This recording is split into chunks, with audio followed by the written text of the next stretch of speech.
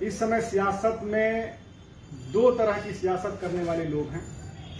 एक वो जो केवल अपना भला करना चाहते हैं और दूसरे वो लोग हैं जो किसी का भी भला नहीं करना चाहते।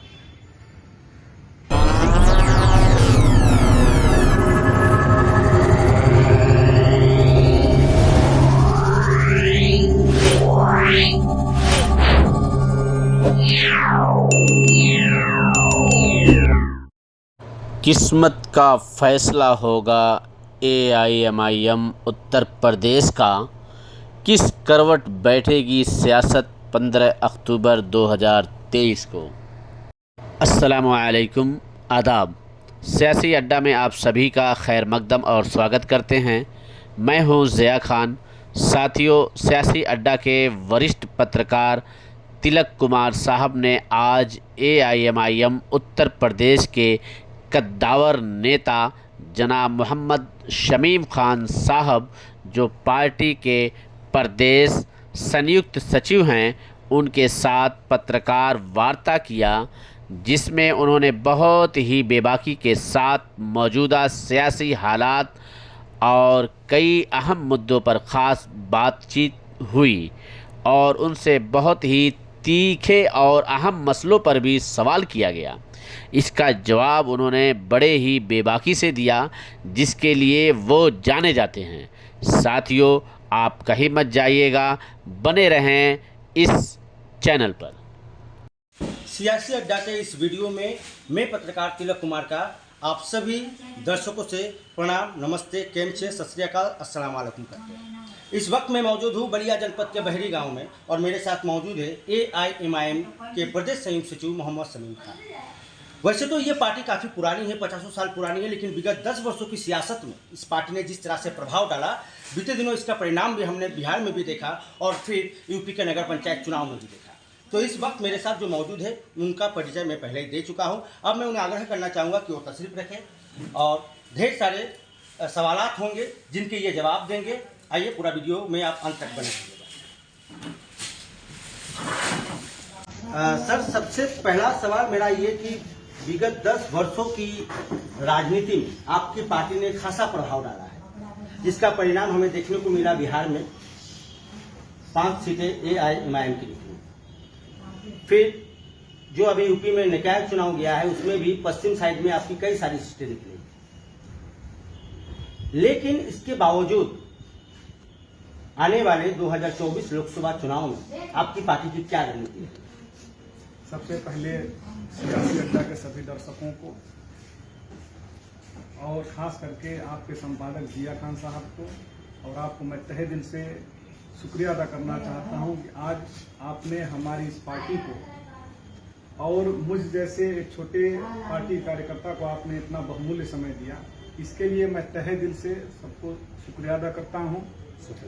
और मैं आपका जो सवाल था कि 2024 के चुनाव में हमारी पार्टी क्या कर रही है, देखिए 2024 का ये चुनाव देश के लिए बहुत है। इस समय सियासत में दो तरह की सियासत करने वाले लोग हैं। एक वो जो केवल अपना भला करना चाहते हैं और दूसरे वो लोग हैं जो किसी का भी भला नहीं करना चाहते।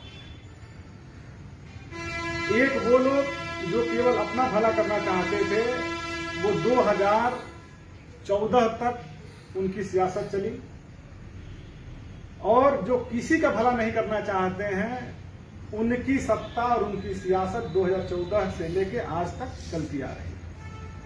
इन दोनों दलों का न तो गरीबी से, न बेरोजगारी से, न भुखमरी से, न विकास से किसी से वास्ता इनका नहीं। ये केवल सत्ता पर किसी तरीके से बैठकर कब्जा करना चाहती हैं, भोले भाले हिंदुस्तान के लोगों को बरगलाना चाहती हैं, उन्हें बेवकूफ बनाकर अपनी सियासी रोटी सेकना चाहती हैं। हमारी पार्टी आज निश्चित रूप से, आपका कहना सही है, बहुत तेजी से उभर रही है। आज जिन परिस्थितियों में इस देश का कोई भी लीडर अपनी जुबान खोलने को नहीं तैयार है, आज हमारे नेता बैरिस्टर असदुद्दीन ओवैसी साहब, चाहे सड़क हो और चाहे सदन हो, आज दमदारी से बेरोजगारों की, नौजवानों की, किसानों की, पिछड़ों की, दलितों की और आदिवासियों की आवाज उठा रहे हैं और उनकी लड़ाई लड़ रहे हैं। अभी जो किसानों का इतना बड़ा प्रोटेस्ट हुआ था, हमारे नेता बैरिस्टर असदुद्दीन ओवैसी साहब ने कहा था कि आपको किसान विरोधी ये बिल आपको वापस लेना पड़ेगा, और साल भर के बाद इस सरकार को उस बिल को वापस लेना पड़ा। आज चीन का मुद्दा हो, चाहे जो भी इस देश के अहम मुद्दे हैं, अगर उस पर कोई बेबाकी से अपनी बात और अपना विरोध दर्ज कराने वाला कोई नेता है तो केवल हमारे नेता बैरिस्टर असदुद्दीन ओवैसी साहब। सर, मौजूदा समय जैसा कि विपक्ष का कहना है लॉ एंड ऑर्डर को लेकर, वो चाहे देश हो चाहे प्रदेश हो, आए दिन हत्याएं, जज के सामने किसी की हत्या हो जाना, जज के सामने पुलिस कस्टडी में किसी की हत्या हो जाना, लॉ एंड ऑर्डर को लेकर सर आपका नजरिया क्या है वर्तमान समय में?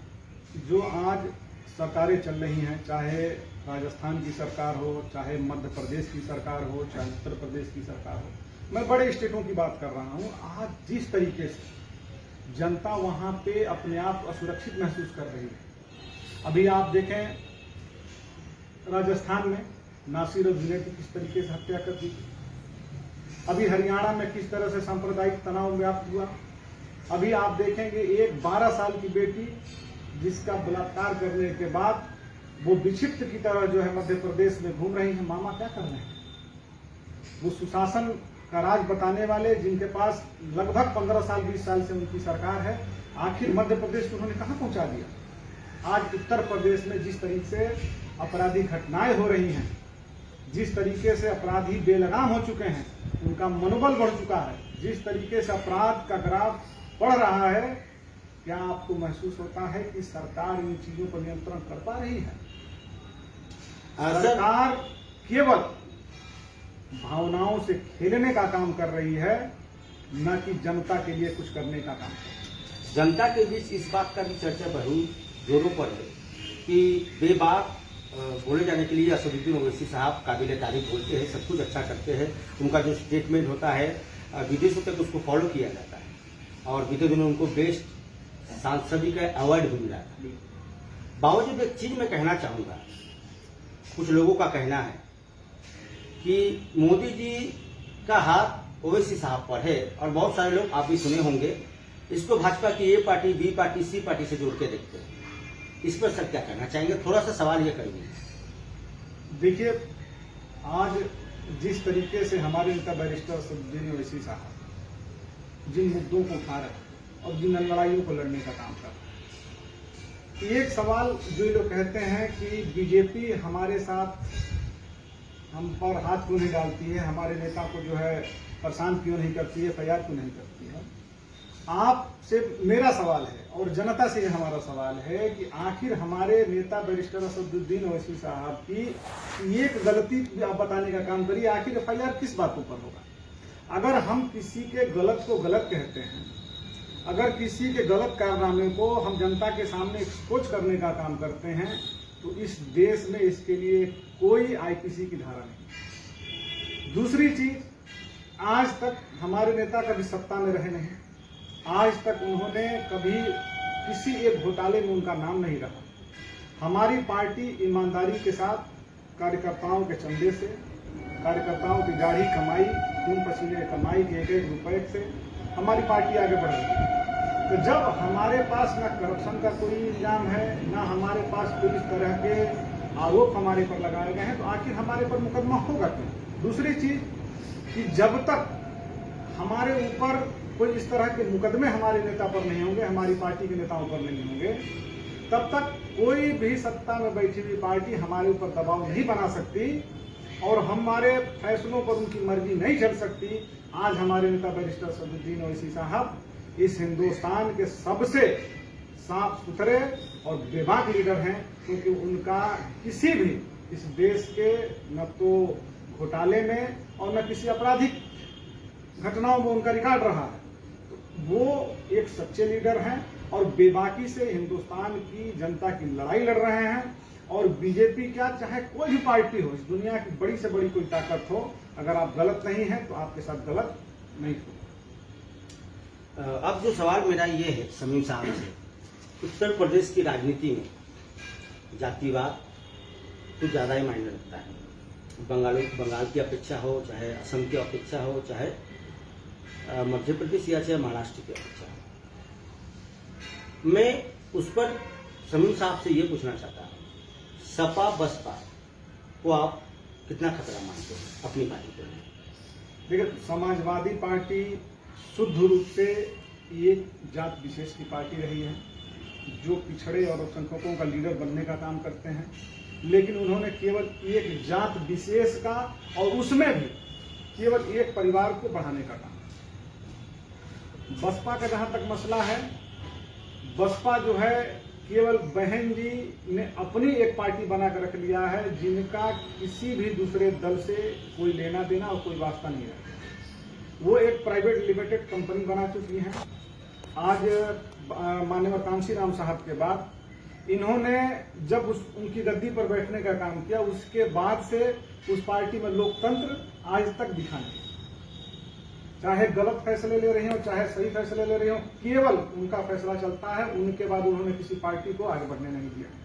कांग्रेस का जहां तक रहा है, आज आधे से ज्यादा कांग्रेसी भारतीय जनता पार्टी में है और कांग्रेस के पास अपनी न तो कोई नीति है और न उनकी कोई नीयत है।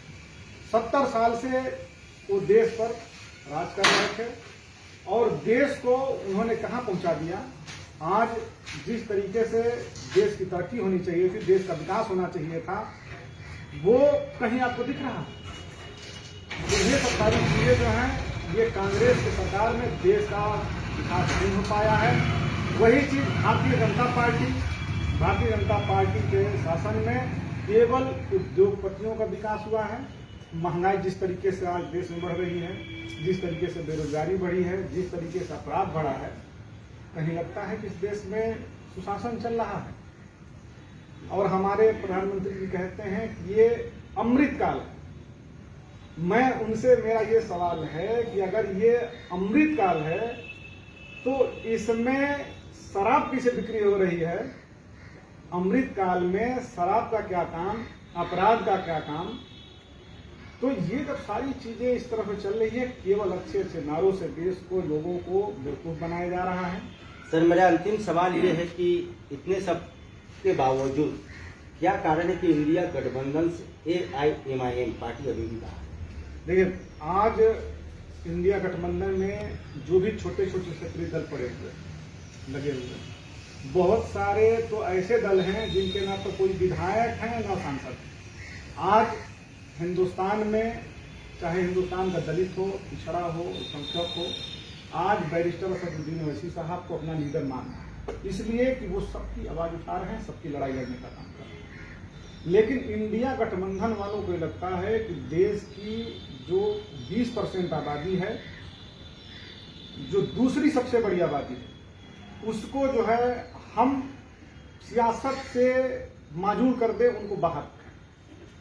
बीजेपी कहती है कि हमें इनका वोट नहीं चाहिए और ये कहते हैं कि हमको इनका सपोर्ट नहीं चाहिए, ये केवल वोटर बन के रहें, ये हमारे साथ हमारे पार्टनर बन के ना रहें। आज हमारी पार्टी में 2 MP हैं और लगभग 17-18 हमारे विधायक हैं। न जाने कितने कारपोरेटर, कितने जिला पंचायत और कितने हमारे पार्षद हैं। ये एक लंबी लिस्ट है।